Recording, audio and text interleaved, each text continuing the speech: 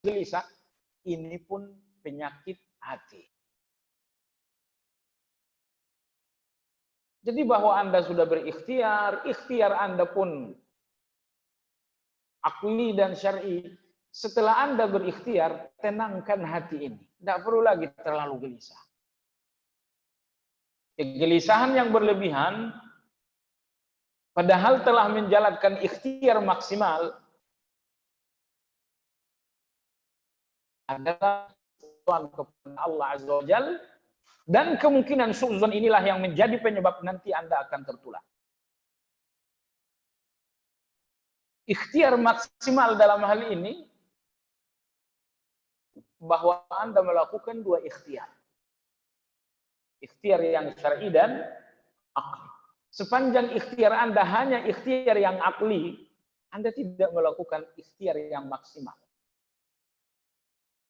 Atau ikhtiar Anda hanya ikhtiar yang syar'i saja, Anda pun tidak dinamakan melakukan ikhtiar yang maksimal. Tapi ketika Anda mengkombinasikan antara ikhtiar yang logis dengan ikhtiar yang syar'i, ini yang dinamakan dengan ikhtiar maksimal. Baik, jamaah sekalian yang saya hormati, hanya sekedar penjelasan, sekedar lewat. Mudah-mudahan, entah kapan berakhir COVID ini? Kapan dong? Pemerintah konon 2 minggu lagi akan melakukan evaluasi. Apakah dinyatakan COVID selesai atau malah akan dilakukan PSBB yang lebih ketat atau lockdown lagi? Mudah-mudahan, apapun hasil evaluasi 2 minggu yang akan datang, kita berharap hasilnya adalah positif. Karena kita ingin hidup normal kita, bukan sekedar new normal. Jangan pakai new lagi. Kita ingin hidup normal. Amin Allahumma amin. Baiklah saudaraku sekalian, tanggal 22 yang jatuh hari Rabu besok. Apa antum? Insya Allah jatuh. Kemungkinan besar jatuh pada tanggal 1 Zulhijjah. 1 Zulhijjah sampai 10 Zulhijjah, ini adalah hari-hari yang paling mulia sepanjang setahun. Setahun terdiri dari 360 hari. Hari-hari yang paling mulia, paling dicintai oleh Allah adalah hari tanggal 1 Zulhijjah sampai tanggal 10. Ini hari-hari yang paling mulia. Adapun malam-malam yang paling mulia adalah 10 terakhir Ramadan. Sementara siang-siang yang paling mulia adalah 10 pertama bulan Zulhijjah. Masih kalah hari Asyura. Hari Asyura yang demikian agung, kalah dengan 10 hari pertama Zulhijjah. Nah, tentu jamaah sekalian, kemuliaan 10 hari pertama Zulhijjah bukan karena 10 hari Zulhijjahnya, tapi karena amal-amal yang ada di dalam. Sehingga bagi orang-orang yang tidak beramal, kemuliaan 10 pertama Zulhijjah ini akan lewat begitu saja. Tidak akan ada kemuliaan bagi mereka yang tidak beramal. Adapun mereka-mereka yang di 10 hari pertama Zulhijjah ini melakukan amal saleh di 10 hari pertama Zulhijjah adalah amal saleh paling dicintai oleh Allah.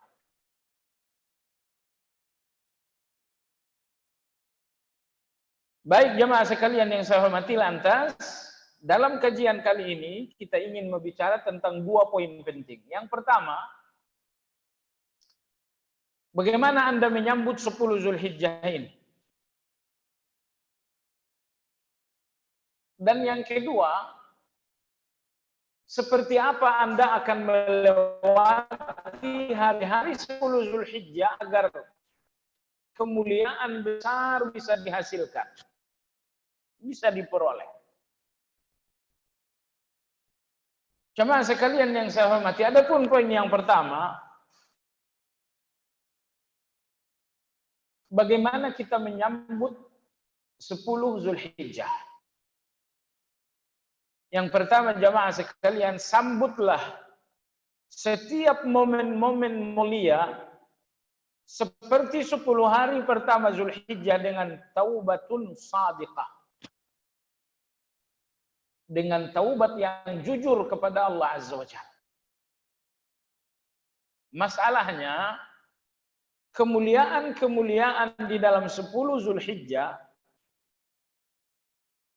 akan dijauhkan oleh Allah dari orang-orang yang berlumur dosa. Orang-orang yang kotor akan dijauhkan oleh Allah dari kemuliaan-kemuliaan 10 Zulhijjah. Dengan kata lain, mereka yang akan memperoleh kemuliaan Zulhijjah adalah orang-orang yang memang dipilih oleh Allah. Dan Allah tidak memilih orang-orang yang kotor. Saya kotor, kita semua kotor.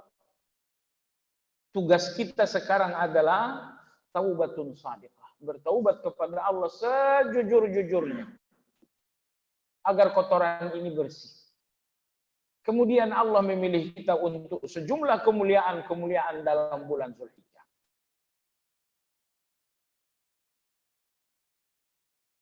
Ulama-ulama kita menjelaskan bahwa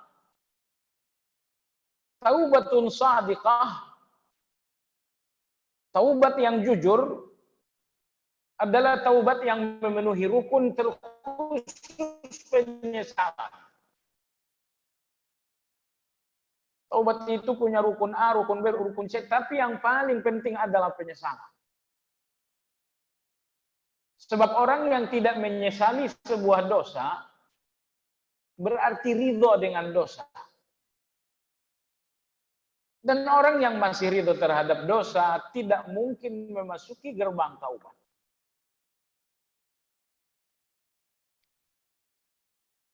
Lantas kesungguhan seseorang dan kejujuran seseorang di dalam bertaubat nampak dalam 3 hal. Ini fakta kesungguhan dan kejujuran dalam bertaubat. Yang pertama, ta'zimul jinayah. Ketika Anda melihat dosa-dosa Anda sesuatu yang besar dan berbahaya, ini menunjukkan keseriusan bertaubat. Adapun orang-orang yang berdosa dan mereka melihat dosa mereka kecil, taubat orang yang melihat dosa sesuatu yang kecil dan tidak berbahaya, taubat mereka ini taubat main-main. Tapi ketika Anda melihat dosa Anda ini bahaya besar, Anda melihat dosa Anda ini adalah malapetaka besar, Anda akan gelisah dengan hal ini. Dan inilah salah satu bagian terpenting dari kejujuran di dalam bertaubat.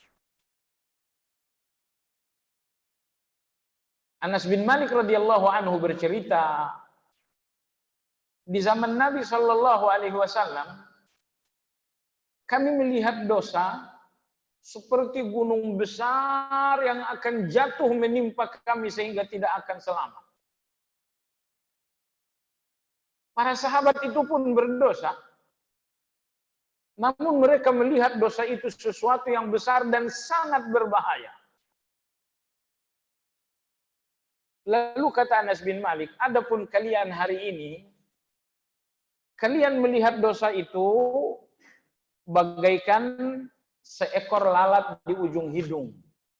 Hanya dengan sedikit gerakan, lalat dosa itu akan terbang pergi. Begitulah kalian melihat dosa. Jemaah sekalian, tidak dinamakan seseorang memiliki kesungguhan di dalam bertaubat, kejujuran dalam bertaubat, sepanjang ia tidak melihat dosa itu sesuatu yang besar dan sesuatu yang membahayakan. Tapi misalnya ketika Anda duduk, terbayang 10 tahun lalu dosa, terbayang dosa kemarin, sakit hati ini mikirin dosa tersebut. Nah, ini salah satu bagian dari kejujuran dalam bertobat. Jemaah sekalian, di meja pengadilan dunia Anda lihat, seorang terdakwa dengan satu kejahatan sering tidak mampu lolos dari tuntutan hakim. Padahal hakimnya bisa ditipu. Bisa ditipu hakim itu. Tapi hakim yang punya kelemahan, bisa ditipu, ternyata Anda nggak bisa lolos dari tuntutan dan jeratan hukumnya hanya dengan satu kesalahan Anda. Itu pengadilan dunia. Adapun pengadilan akhirat, hakimnya adalah Allah Azza wa Jalla, mengetahui segala-galanya, dan kejahatan Anda di depan Allah bukan satu. Kalau usia Anda hari ini 60 tahun,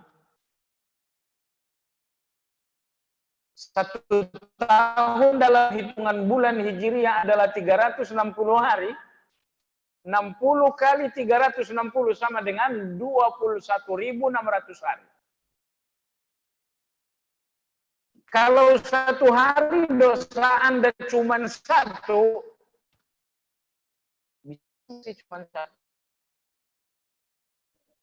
Tapi anggap Anda orang yang sangat mulia.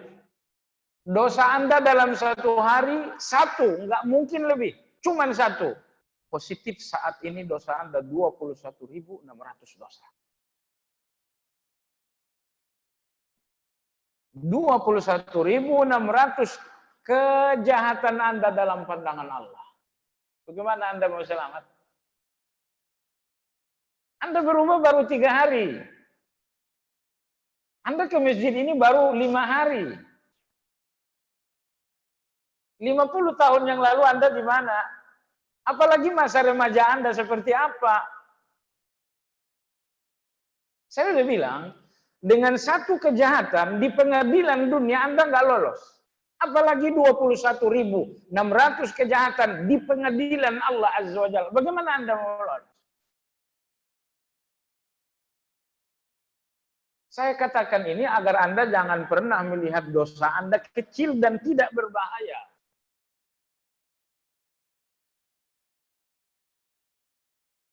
Kalau usia Anda hari ini 40 tahun, rata-rata yang hadir ini saya lihat 40 tahun usianya.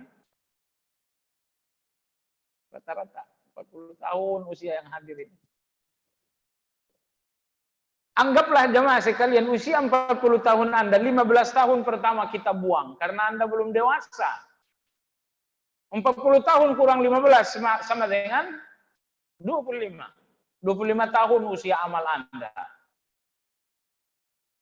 25 tahun dikali 360 hari bulan Hijriah, itu sama dengan 9.000 hari.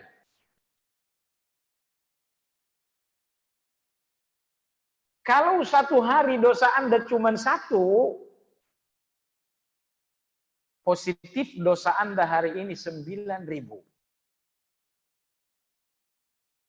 Kalau hari inilah hari keberangkatan menuju Allah, hari inilah kematian itu datang, Anda akan pergi menjumpai Allah, menyeret 9.000 kejahatan.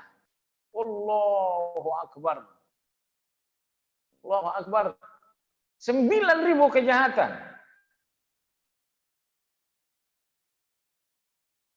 Ketika Anda sedang sholat jamaah sekalian, ada nggak rasa malu menampakkan wajah ini kepada Allah? Sementara Anda yakin bahwa Allah tahu 9.000 kejahatan ini. Dan saya cuma mengatakan nggak mungkin satu kejahatan sehari. Tak mungkin.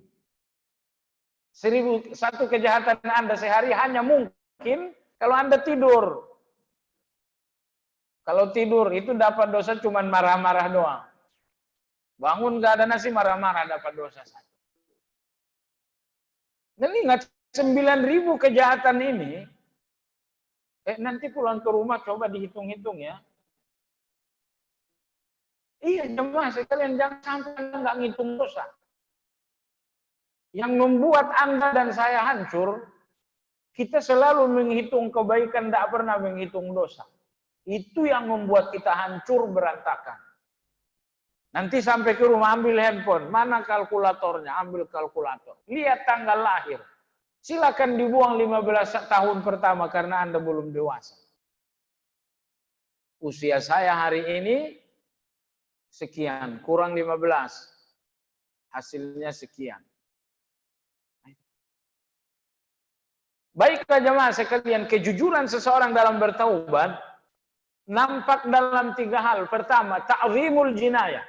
Ketika Anda melihat dosa itu besar, dosa itu bahaya. Kalau Anda tidak melihat dosa itu bahaya, nggak mungkin Anda akan bertaubat dengan sungguh-sungguh.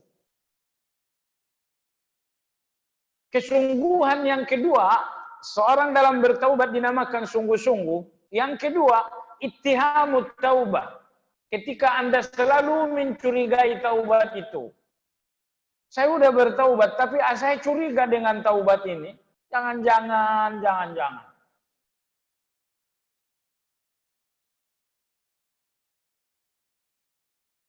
Hal paling besar menjadi kecurigaan dalam taubat, ingat, rukun taubat adalah menyesal dan penyesalan ini kadang-kadang hilang. Bahkan lebih sering hilang. Anda lagi duduk, seorang diri, sambil ngopi misalnya, ingat cinta monyet. Dulu waktu saya selesai kuliah, dulu waktu saya SMA, ingat cinta monyet tuh, sambil ketawa cengengesan ngebayangin semuanya. Apa yang terjadi? Dosa yang harusnya membuat hati Anda terluka dengan penyesalan, kok tiba-tiba Anda menertawakan dosa itu? Oh, dosa Anda ternyata ittiham taubah. Taubat Anda perlu dicurigai. Apakah orang taubat namanya seseorang yang masih tertawa dengan dosa?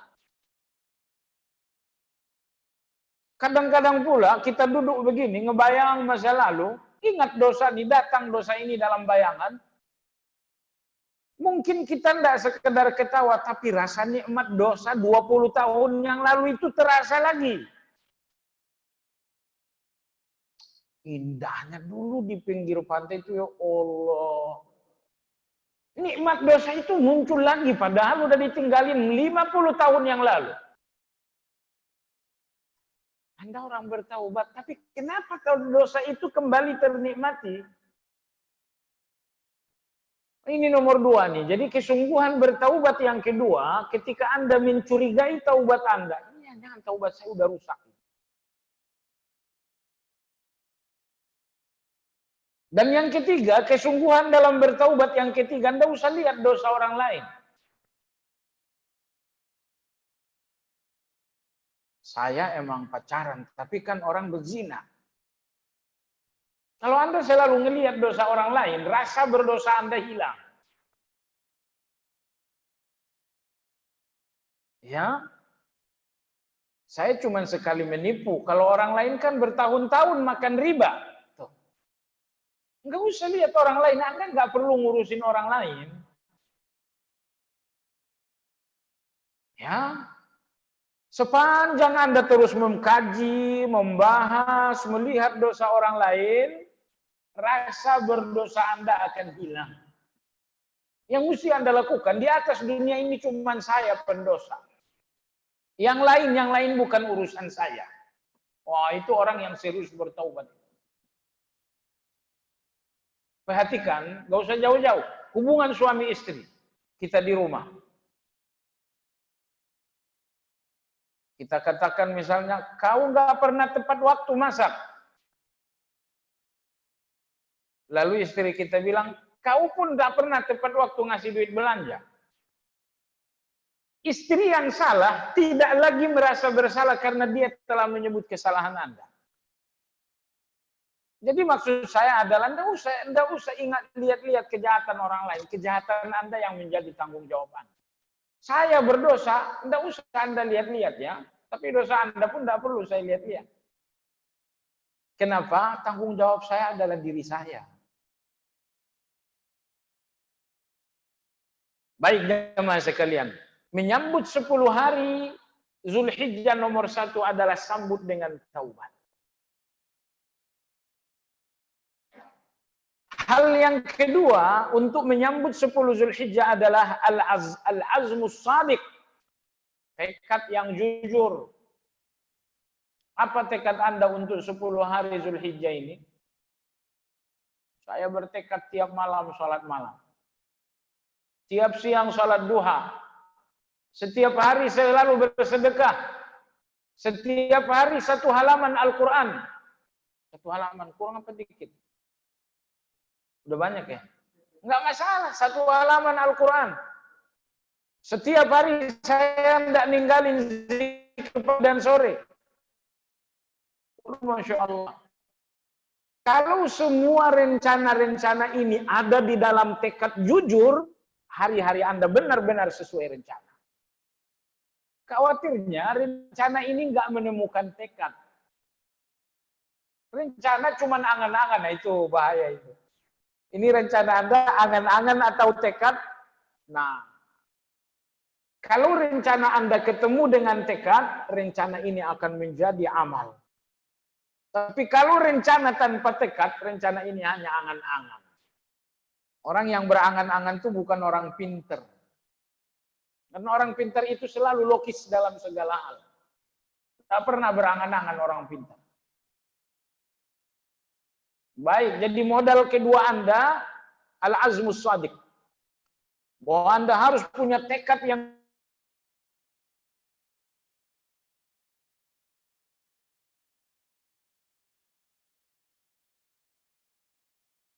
jujur bahwa hari-hari Zulhijjah ini akan menjadi hari-hari amal saleh.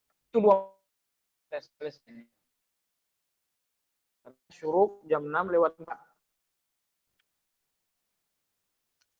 Berikutnya jemaah sekalian, apa aja kemuliaan Zulhijjah ini? Keagungannya dalam pandangan Allah apa saja? Kadang-kadang kalau kita nggak tahu keagungan, kita pun nggak mengagungkannya.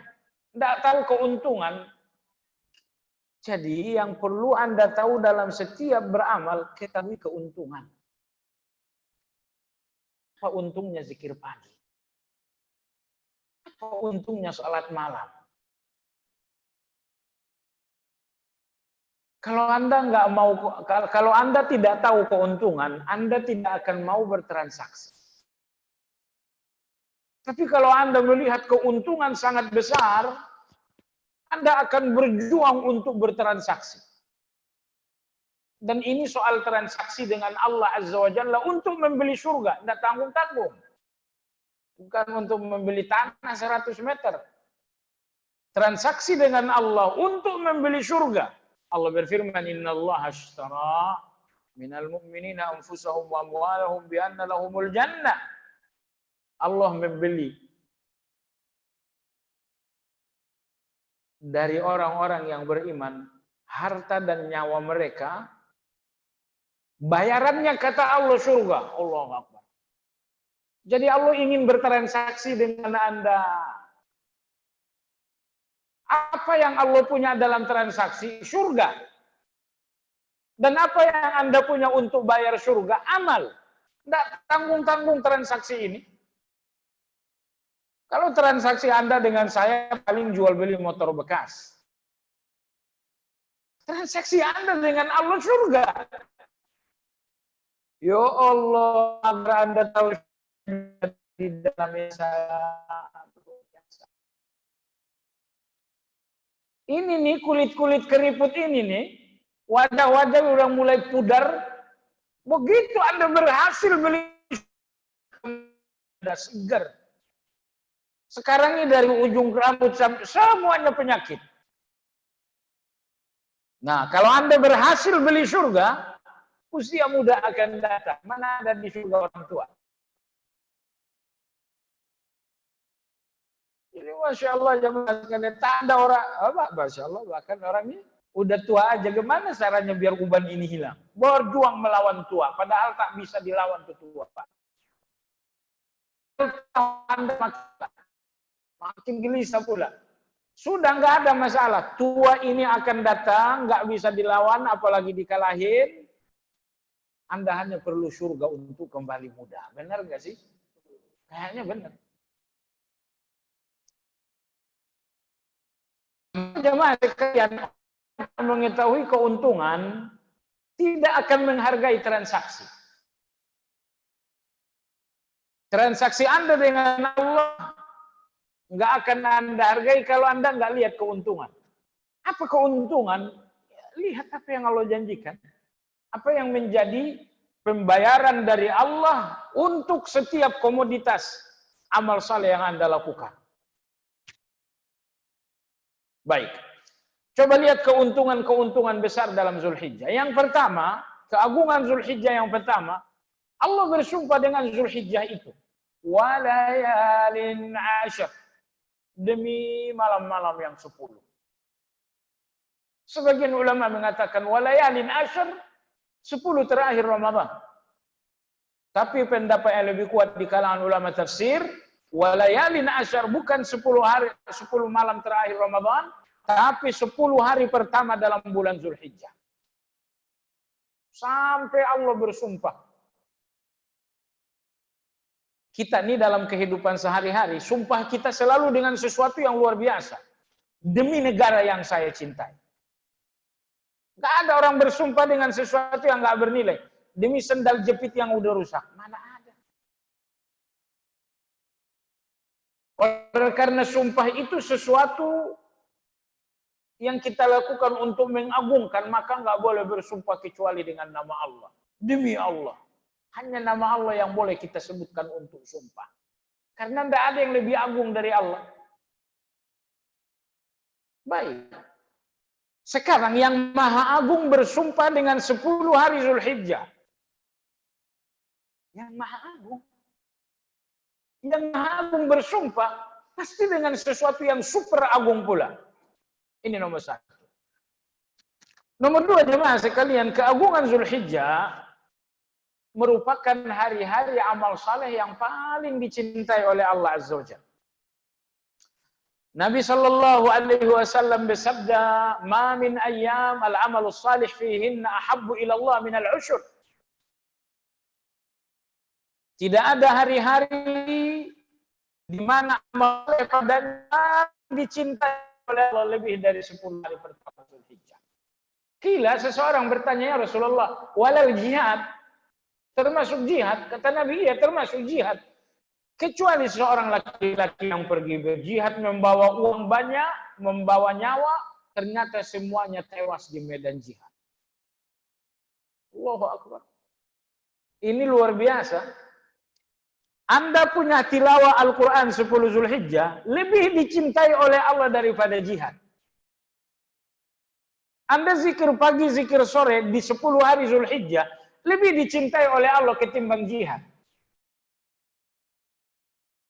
Semua amal saleh di 10 hari Zulhijjah lebih dicintai oleh Allah ketimbang jihad, kecuali satu jihad. Apa itu? Seseorang yang pergi berjihad membawa semua hartanya. Ternyata hartanya ludes diwakafkan dalam jihad, nyawanya pun lenyap karena dia mati dalam jihad. Hanya jihad seperti ini yang bisa mengalahkan amal-amal saleh 10 Zulhijjah. Adapun seseorang pergi berjihad 2 bulan, pulang dalam keadaan selamat. Tilawah Anda di bulan Zulhijjah lebih baik daripada dia punya jihad. Ya, maka jangan main-mainkan 10 Zulhijjah ini. Semua amal solehnya lebih mulia daripada jihad. Kecuali jihad di mana seseorang kehilangan nyawa dan kehilangan seluruh hartanya dalam jihad. Dia pergi berjihad. Ternyata dia punya aset sebanyak 300 triliun dibawa berjihad. Dia lihat jumlah mujahidin misalnya ada 1000 orang udah. Masing-masing dikasih senjata. Masing-masing dikasih kendaraan. Udah buat kau senjata butuh berapa? Kendaraan, tank atau helikopter. Sehingga uang 300 triliun ini habis di dalam jihad. Dia pun mati dalam jihad. Hanya jihad seperti ini yang tidak terkalahkan oleh amal saleh 10 Zulhijjah. Adapun jihad tanpa kematian, khilafah Anda dalam bulan Zulhijjah lebih baik. Masya Allah. Makanya jangan main-main. Jamaah sekalian, lagi pula begini, kira-kira Zulhijjah tahun depan masih ada nggak buat Anda?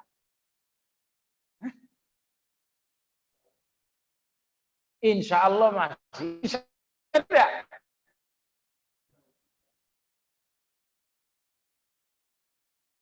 Jadi jamaah sekalian yang saya hormati, belum tentu Zulhijjah ini akan ada untuk tahun depan. Sudah. Kalau begitu sekarang lakukan panen amal saleh. Lakukan panen amal saleh sebanyak-banyaknya.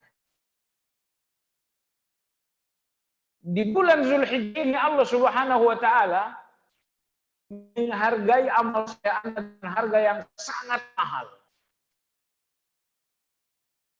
Ketika amal saleh ini punya nilai dan harga yang mahal, Anda tetap nggak mau, Anda bakal rugi. Baik jemaah sekalian yang saya hormati.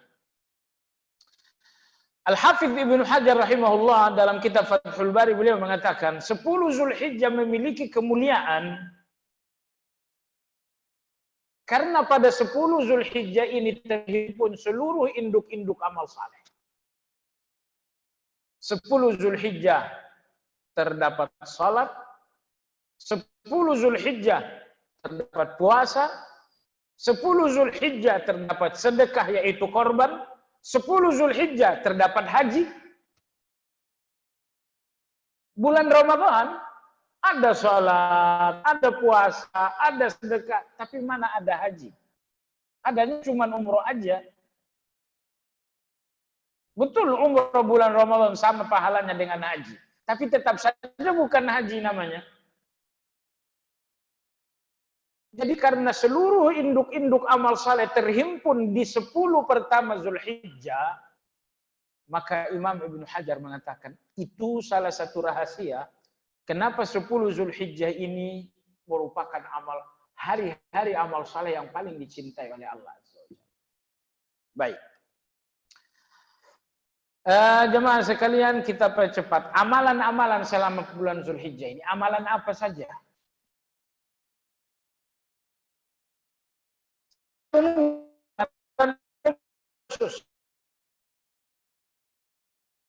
Salat 5 waktu ini kan amalan umum.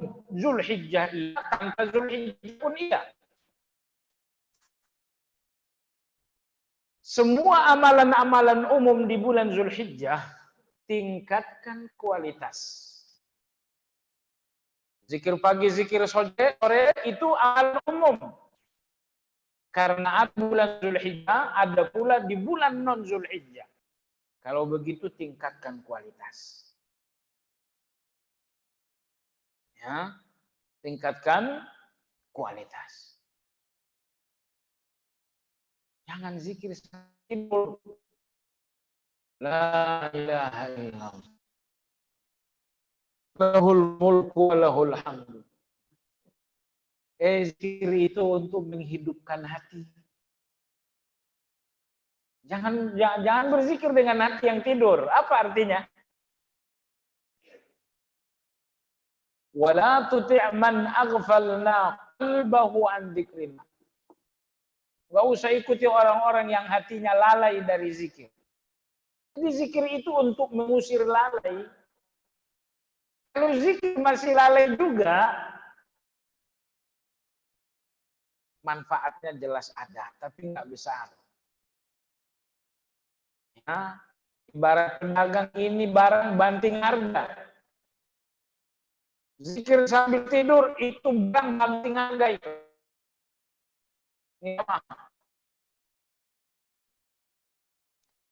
Baik jemaah sekalian, sholat malam, tahajud. Ini saya lihat wajah-wajah tahajud semua ini, insya Allah ta'ala. Begitu nanti masuk bulan Zulhijjah, ini tahajud ini tingkatkan kualitasnya. Bila perlu tingkatkan pula kuantitasnya.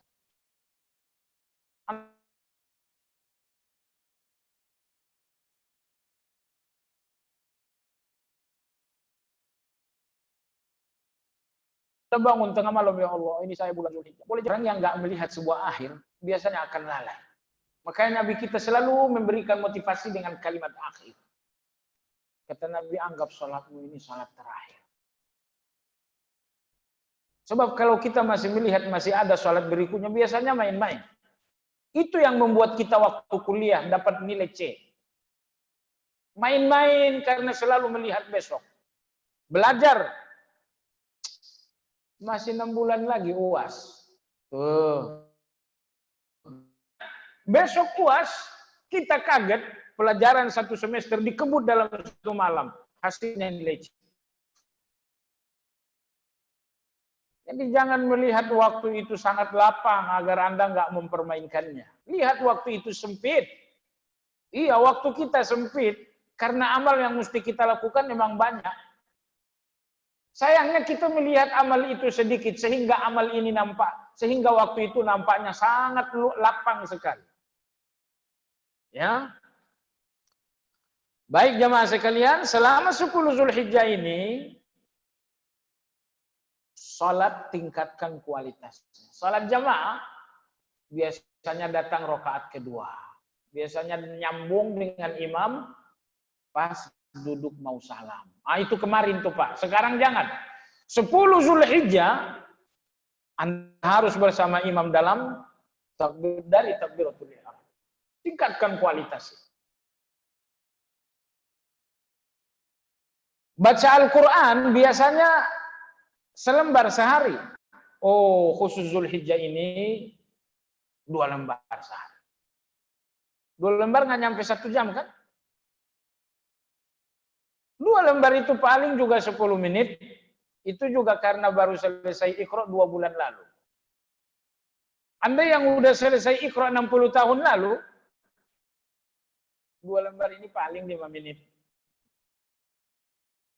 Baik jemaah sekalian, intinya semua amalan-amalan umum, salat, tilawah, salat malam, salat duha, zikir pagi, zikir petang, ini semuanya amalan-amalan bersifat umum. Begitu nanti masuk bulan Zulhijjah, amalan umum itu tugas Anda adalah meningkatkan kualitas, bahkan meningkatkan kuantitas. Sayangnya tidak semua kuantitas bisa ditambah. Soalnya seluruh kuantitasnya segitu aja tidak bisa ditambah. Kalau gitu kualitasnya yang ditambah. Baik. Kemudian itu amalan umum. Adapun amalan khusus selama Zulhijjah, yang pertama adalah puasa. Yang pertama adalah puasa. Lakukan puasa dari hari pertama sampai hari,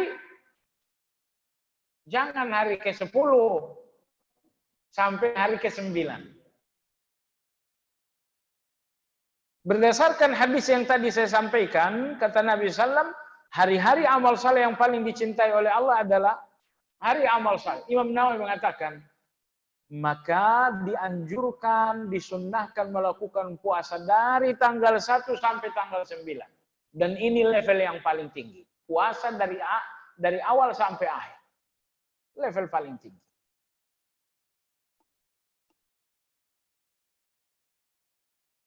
Hafsah radhiyallahu anha, istri Nabi kita SAW, meriwayatkan Nabi SAW tidak pernah meninggalkan 3 puasa sunnah. Tidak pernah ditinggalkan Nabi kita. Yang pertama, puasa Zulhijjah dari tanggal 1 sampai tanggal 9. Yang kedua, puasa Ayyamul Bid. Yang ketiga, puasa Asyura. 3 puasa sunnah ini tidak pernah ditinggalkan Nabi kita, kata Hafsah radhiyallahu ta'ala. Nah, jamaah sekalian, level paling tinggi adalah puasa dari tanggal 1 sampai tanggal. Pada level yang kedua, puasalah pada hari Tarwiyah dan hari Arafah. Tarwiyah adalah tanggal 8, Arafah adalah tanggal 9. Ini level yang kedua.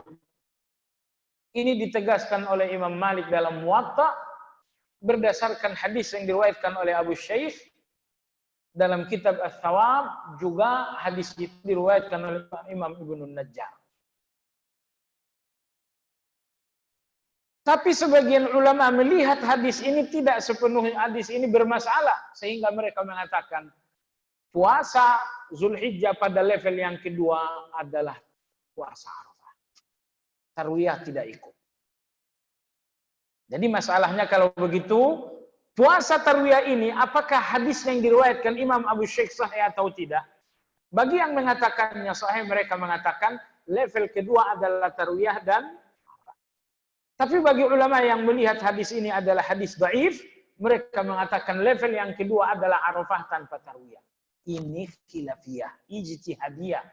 Tidak ada masalah di sini. Tidak perlu kita, oh kamu bid'ah, kamu sesat. Mana ada khilafiyah. Ini masalah khilafiyah. Silakan saja. Nah, Imam Malik rahimahullah ta'ala menyebutkan dalam Muwatta, puasa Arafah menghasilkan ampunan untuk 2 tahun kesalahan.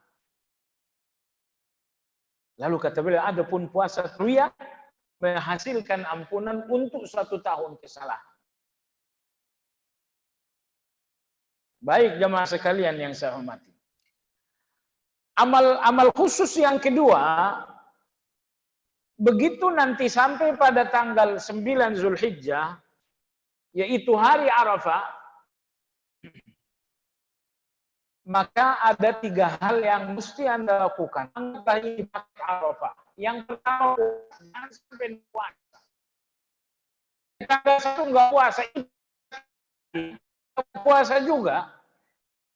Istri kita ajak puasa, anak-anak pun ajak puasa. Mungkin kalau tanggal 1, tanggal 2, oke. Tapi khusus tanggal 9, jangan sampai tidak. Karena puasa tanggal 9 Zulhijjah mengakibatkan diampuni dosa. Setahun yang lalu, setahun yang akan datang. 2 tahun dosa kecil diampuni dan dihapus. Garis bawahi hapus, enak banget tuh hapus tuh. Dosa setahun dihapus, ditipek oleh Allah. Ditipek. Sehingga besok sampai di akhirat datang catatan amal. Nah, dosa tahun 2019 mana? Nggak ketemu dosa 2 tahun 2019. Dibalik lagi catatan amal. Dosa tahun 2020 mana? Musim corona. Nggak ketemu juga dosanya. Ternyata dosa 2019, 2020 udah dihapus. Kenapa? Puasa Arafah. Masya Allah. Mantap betul. Makanya jangan sampai tak puasa hari Arafah ini. Kecuali kalau nggak punya dosa, silakan aja. Cuman mana yang nggak punya dosa biar kita hukum gantung. Mana ada yang nggak punya dosa. Saat tak berdosa itu justru dosa. Betul? Paket kedua, paket Arafah yang kedua adalah perbanyak doa. Kata Nabi SAW, khairud doa yaum Arafah.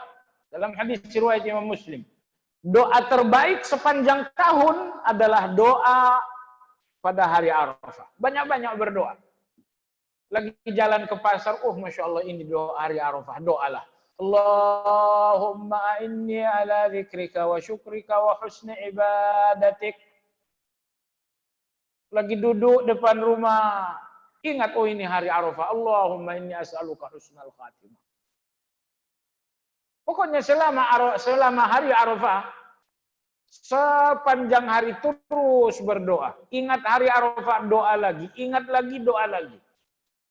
Karena doa terbaik kata Nabi kita sepanjang tahun adalah doa pada hari Arafah. Paket ketiga dalam hari Arafah, zikir khusus hari Arafah. Kata Nabi sallallahu alaihi wasallam, wa afdalu ma qultuhu wan nabiyyuna min ba'di la ilaha illallah wahdahu la syarika lah Lahul mulku wa lahul hamdu wa huwa ala kulli syai'in qadir. Ini zikir hari Arafah. Sambil naik motor, la ilaha illallah wahdahu la syarika lah, lahul mulku wa lahul hamdu wa ala kulli syai'in qadir. Lagi ngapain? Lagi antri. Ngapain antri main handphone saja? Melihat berita Covid yang entah benar entah tidak. Sudah. Ini hari Arafah, bacakan zikir Arafah, la ilaha illallah wahdahu la syarika lah. Ingat, saat Anda sampai di hari Arafah, hari terbaik berdoa, tentu Anda boleh minta dunia. Tapi fokuskan permintaan Anda adalah untuk akhirat. Ngapain minta dunia yang sebentar lagi selesai? Minta akhirat yang sebentar lagi akan kita jumpai. Ya Allah kasih dunia kasih, padahal 3 hari lagi usia. Tahun lalu saya di Arafah. Begitu mulai wukuf selesai sholat zuhur, wukuf itu, ya saya wukuf. Menjauh dari orang tentunya ya. Menjauh dari orang. Kalau banyak orang banyak bicara, saya jauh dari orang. Qadarullah di samping saya tahu-tahu datang seorang artis. Kebetulan dia ikut di rombongan saya waktu saya khutbah. Mestinya doa pelan-pelan, tapi artis ini doanya kencang, akhirnya kebongkar. Ya Allah, berikan aku kekayaan. Aku tak kuat hidup dalam kemiskinan. Itu doanya. Sepanjang doa itu saja diulang-ulang. Saya kira nggak mungkin 300 kali. Ya, hampir 1 jam ia berdoa begini, ya Allah, berikan kekayaan, aku tidak kuat dengan kemiskinan. Apakah itu haram? Enggak haram dong. Cuman minta sesuatu yang bentaran lagi ditinggalin. Ngapain diminta? Minta aja, tapi nggak usah terlalu berlebihan. Yang mesti Anda minta yang bentaran lagi bakal ketemu. Nah, itu perlu untuk diminta. Ya Allah, berikan aku keamanan dari azab kubur. Itu perlu tuh. Cuman kita nyebut kubur aja udah takut duluan. Nyebutnya doang kita udah takut. Jamaah sekalian yang saya hormati, ini paket Arafah 3 nih. Tentu jamaah sekalian berikutnya adalah amalan khusus Zulhijjah adalah tahlil, takbir dan tahmid. Hadis diriwayatkan Ibnu Umar, Ibnu Abbas dan Umar bin Khattab. Apabila masuk 10 hari Zulhijjah, perbanyak takbir dan tahlil. Takbir dan tahlil Zulhijjah ada 2. Pertama, mutlak, bebas, tidak terbatas waktu. Kapan saja, di mana saja. Sambil jalan ke pasar, sambil duduk. Ya. Apa yang Anda katakan? Takbir. Allahu Akbar, Allahu Akbar, Allahu Akbar. Tahlil. La ilaha illallah, wallahu akbar. Tahmid. Allahu Akbar, walillahil hamd. Dari tanggal 1 sampai tanggal 10. Kapan? Kapan aja. Karena ini takbir mutlak. Dari tanggal 1 sampai tanggal 9. Dari tanggal 1 sampai tanggal 9. 9, betul. Tapi begitu tanggal 10 sampai hari-hari tasyrik, hari tasyrik sampai tanggal berapa tuh? 13, 11, 12, 13. Dari tanggal 10 sampai hari tasyrik, takbir Anda adalah takbir waktu, yaitu selesai sholat 5 waktu. Selesai sholat takbirlah. Allahu Akbar, Allah. Suaranya kedengaran enggak? Iya, kedengaran. Takbir mutlak tadi, iya, kedengaran juga. Naik motor Anda begini, Allahu Akbar, Allah. Tentu nggak perlu dilakukan kalau malu. Lagi antri, lagi di pasar, nggak perlu. Ibnu Umar pergi ke pasar, begitupun Ibnu Abbas, sambil mereka bertakbir dengan suara. Sekali lagi, nggak perlu dilakukan. Allahu Akbar, Allah. Nggak perlu. Biasa aja. Allahu Akbar, Allahu Akbar, Allahu Akbar. La ilaha illallah, wallahu akbar. Kayak gitu aja. Jadi kalau sudah masuk tanggal 10 sampai hari tasyrik, takbir ini menjadi takbir muqayyad, takbir terbatas, yaitu terbatas salat 5 waktu. Karena dibacakan selesai salat. Selesai salat langsung atau zikir dulu? Terserah. Terserah. Assalamualaikum, assalamualaikum, astaghfirullah, Allahumma antas salam, Allahumma la mani'a. Allahumma inni, subhanallah, alhamdulillah, Allahu akbar. Allahu akbar, Allah. Boleh. Atau misalnya, assalamualaikum, assalamualaikum. Allahu akbar, walillahil hamd. Allahumma antas salam. Karena begitu masuk begitu masuk 10 Zulhijjah sampai hari tasyrik, takbir ini justru bagian dari zikir salat. Dia menjadi bagian dari zikir salat. Terserah dibacakan selesai salat atau dibacakan selesai zikir, tapi kayaknya ini enggak ada dalilnya. Hanya logika saja, yang terbaik adalah setelah zikir salat. Kenapa? Kalau langsung sholat Anda bacakan, di belakang ada yang masbuk. Assalamualaikum, assalamualaikum. Ternyata di belakang 5 shaf masbuk. Kalau Anda takbir, Allahu akbar, Allah, yang masbuk ini kan terganggu juga. Jadi udahlah, bacakan zikir dulu, habis itu Allahu akbar, Allahu akbar. Nggak ada masalah. Ini masalah bebas. Iya, sebetulnya udah habis waktu, satu lagi karena Anda udah tahu. Ibadah khusus berikutnya adalah berkorban. Nabi kita tidak pernah berkorban sepanjang hidup. Setiap tahun beliau berkorban. Wallahu ta'ala alam. Mana yang lebih baik? Dengan uang 3.500.000 saya berkorban, atau dengan uang 3.500.000 saya sedekah?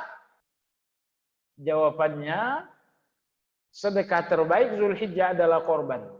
Walaupun dengan uang yang sama Anda bantu korban COVID, pahalanya murah, pahalanya rendah. Dibanding 3.500.000 ini Anda gunakan untuk korban. Sa'id bin Musayyib, seorang tabi'in, mengatakan, sedekah dengan korban di bulan Zulhijjah lebih baik daripada sedekah uang senilai korban. Baik, demikian. Mudah-mudahan bermanfaat. Gak ada pertanyaan? Waktu udah habis ini. Ada pertanyaan? Oh, Masya Allah. Assalamualaikum warahmatullahi wabarakatuh.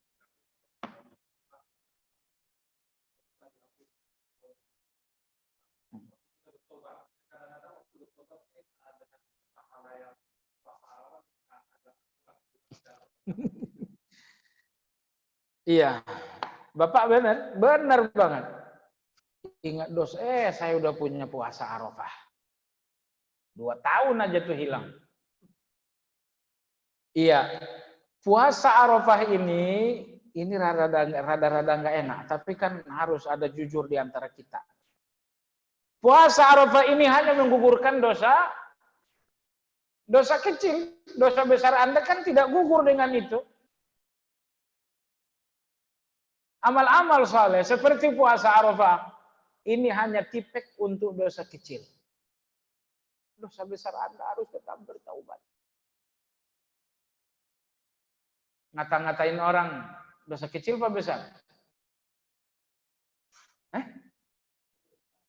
Wah, ini perlu kita di sini kajian dosa-dosa besar. Jangan sampai nggak tahu mana yang besar, mana yang kecil. Masalahnya yang besar itu justru jadi kecil karena udah biasa. Dusta, itu dosa besar. Tapi karena biasa banget terasa kecil. Gibah, gunjing orang, dosa besar. Tapi karena biasa, kecil. Zina, besar banget karena memang Anda nggak pernah melakukan. Jadi agar hati ini nggak tertipu dengan pahala besar puasa Arafah, maka ingatkan pula hati, puasa Arafah itu cuma untuk dosa kecilmu. Dosa besarmu membutuhkan taubat. Tidak dihapus hanya dengan puasa Arafah. Wallahu a'lam. Masih ada? Sudah?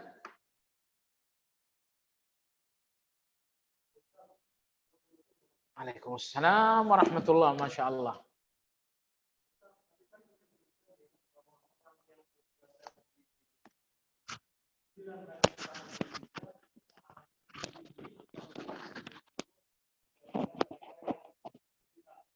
Iya. Kenapa?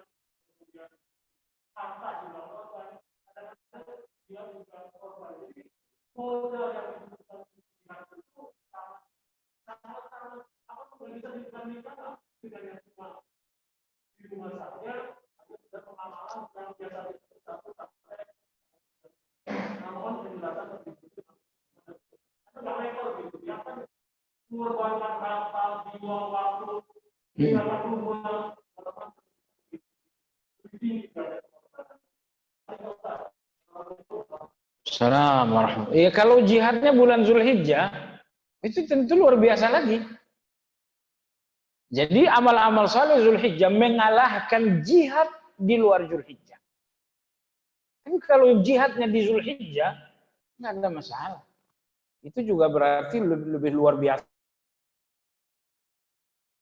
Jadi saya ulangi, amal-amal saleh Zulhijjah ini mengalahkan jihad non Zulhijjah. Adapun jihadnya di Zulhijjah, tentu itu luar biasa lagi. Wallahu ta'ala alam. Jadi nggak ada masalah sebetulnya. Iyalah demikian kajian kita. Kita akhir dengan zikir kafaratul majlis. Subhanakallahumma bihamdika asyhadu an la ilaha illa anta astaghfiruka wa atubu ilaik. Alhamdulillah rabbil alamin. Assalamualaikum warahmatullahi wabarakatuh.